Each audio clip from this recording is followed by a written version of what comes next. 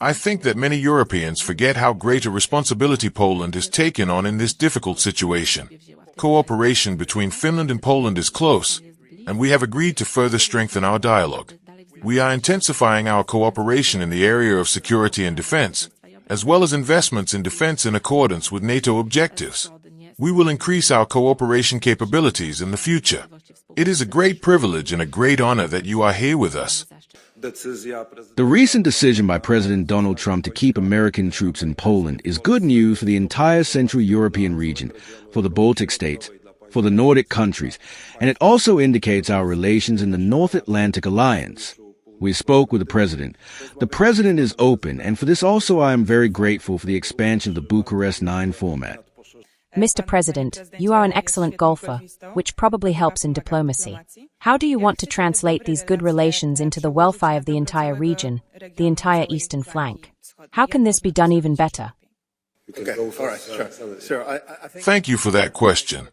I think diplomatic relations are usually built on two pillars. The first pillar is history, values, interests, geographic proximity, alliances, generally speaking. And I have the impression that the relations between Finland and the United States are strong and have been strong throughout our history.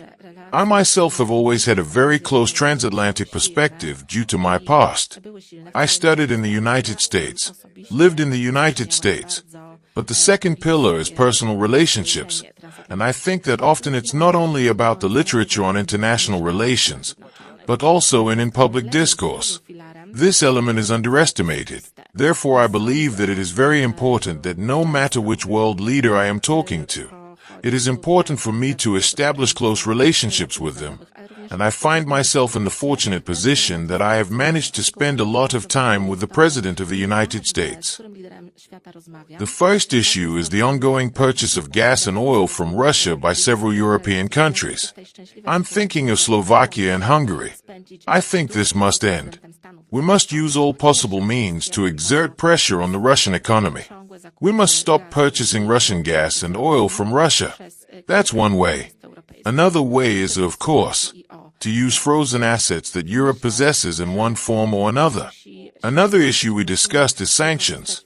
As a result of the talks we held today, as the President of the United States announced, a delegation from Europe has been sent to discuss how we can coordinate either direct sanctions or secondary sanctions.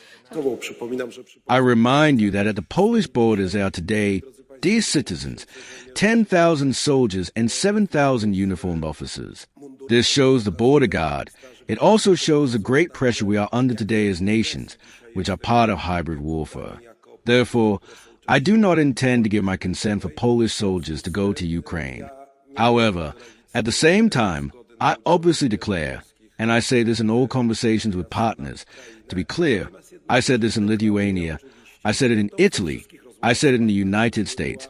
I also repeat it in Finland, that, of course, Poland and the coalition of the willing in the entire free world can count on us. We have shown that we are ready to help, and that will not change in the coming months, in the coming years, until long-lasting peace is achieved. However, the involvement of the Polish army in Ukraine, from my perspective, is excluded. There is no need for it.